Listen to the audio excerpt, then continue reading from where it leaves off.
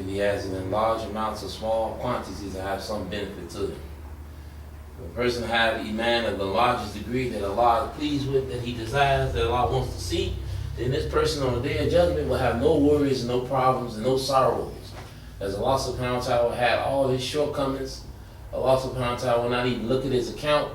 Allah, he will have his book of deeds in his right hand. He is very, very happy to have his book of deeds read, because he'll know there's only good in it. And he'll be one of those people who will pass the bridge of Sirat at the speed of light. And he'll be one of those people that on the day of judgment, Allah subhanahu wa ta'ala will veil all of his deeds. And he'll announce only the good that this person has done. These are the people who have the highest of Iman, the people who are the closest to Allah subhanahu wa ta'ala. Then you have those people who have some degree of Iman. Or you say the smallest amount, the atom's weight.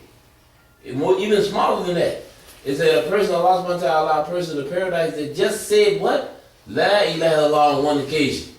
He said La ilaha illallah on one occasion, one time. And he said it with enough Iman, with enough truth and belief in it, that Allah subhanahu wa ta'ala will eventually take that person out of the fire of hell. So this Iman is the most precious thing that an individual can have. There's nothing more precious than this Iman. We see the people of this world, they have so many things of this world. They have cars, they have wealth, they have land, they have eloquent speech, they have good looks, they have athletic ability. They have all these different things Allah has showered upon them in this dunya. And the people look up to these people, oh, they have so much. Oh, they have such a good life. Oh, they have such a charmed life. But on the day of judgment, when these people have to face Allah subhanahu wa ta'ala, and they are those who don't have no Iman, and these people will be lost. Not only will they be lost, my dear respected brothers, but all the good that they had in this world, they won't even remember it. It will not be remembered. According to the hadith of Nabi sallallahu alaihi wasallam, is that a person that had all the good things of this world, never had no hardships and no difficulties, he'll be dipped into the hellfire and brought out. Just dipped in and brought out. And then he'll be questioned, have you ever had any good in your life? He said, I swear by Allah, I never had no good in my life. He had nothing but good. I like to say the silver spoon in the mouth. Nothing but good. But he didn't have any man.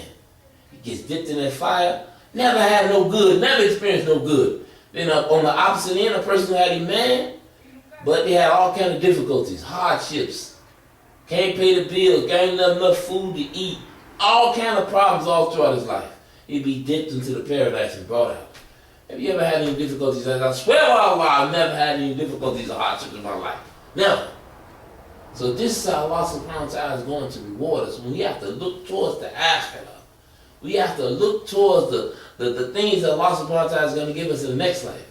Of course, we use the things of this world as the means. We use the jobs, the cars, and the houses. These things are the means. We use these things.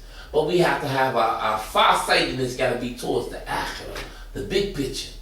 And see, this is what the kuffar don't have. They have the big picture for 200, 300, 400 years in advance. How their legacy will continue. How their business continue. How their name will be remembered. They think that far in advance. But they don't think far in advance in the akhirah. Where am I going to be when I have to face my Allah on the day of judgment? Where am I going to be when I'm laying in my grave? Where am I going to be when the decision of Allah has come down that either people are going to the fire or people going to the paradise or the fire? Where am I going to be in that state? And this is the only thing we have to have the most concern for as Muslims. And it's our responsibility. It's our responsibility to do what? To invite the people to that. To remind the people of that. To give them that bit of information, that bit of news that they need to have.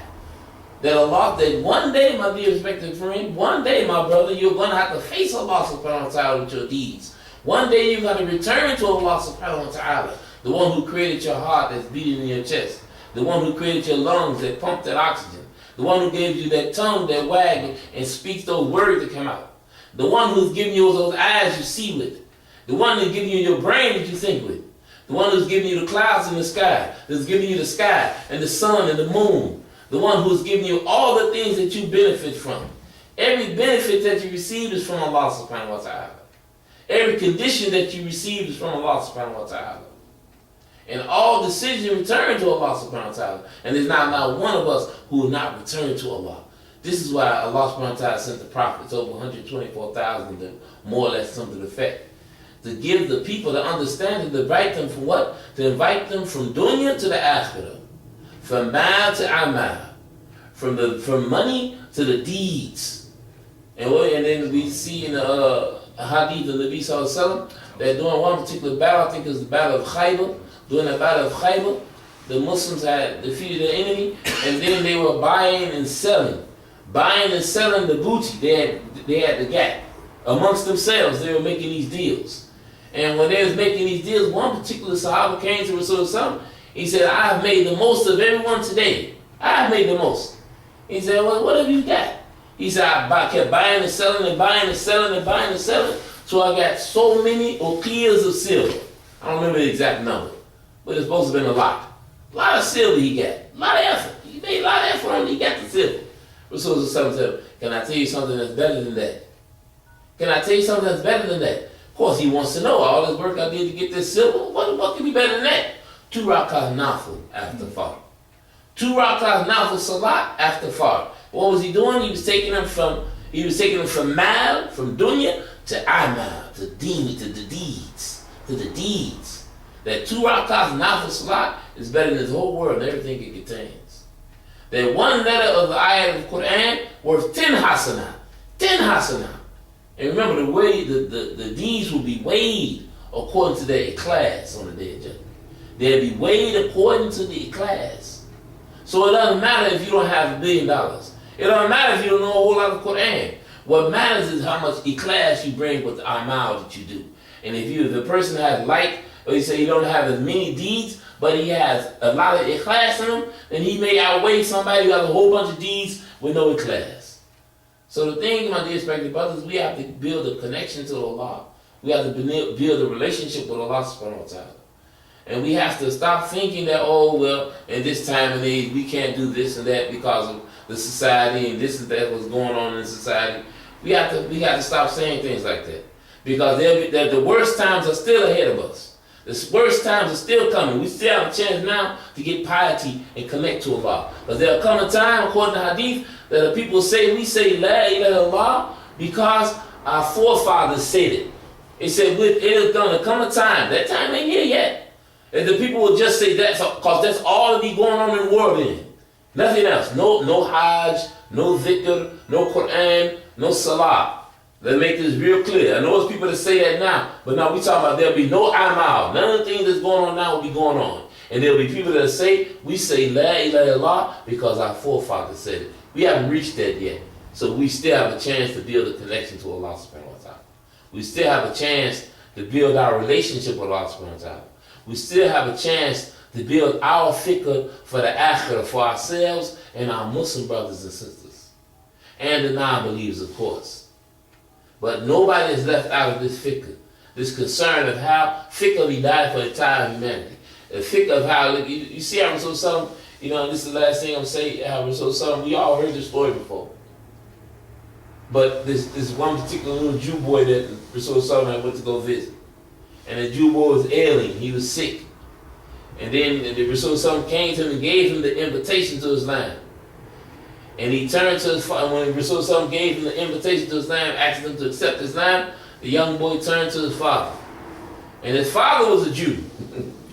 The boy was a Jew and his father was a Jew. What did he do? He said, whatever Abu Qasim says to you, you do it.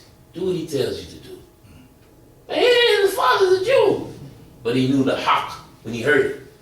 And he didn't want his son to die on kufa and shirk. He didn't want his son to die on nothing, but what he knew was the haqq. And he told his son basically to accept Islam. So he told him. He didn't, Jew father stand with his son about to die. It's all over now. So the most important thing, my dear respected brothers and elders in Islam, is that we live and die on Islam. And we give the invitation to the rest of the humanity that they have to do too. Live and die on Islam. Because Allah will accept no other way of life. Allah will accept no excuses on the day of judgment if a person dies without Iman. Allah will accept no excuses if a person dies a mushrik. Allah will accept no excuses if a person dies on kufr. There will be no excuses that will be accepted. The only thing that will be accepted is having some form of Iman, some amount of Iman, I mean to say. Some amount. Because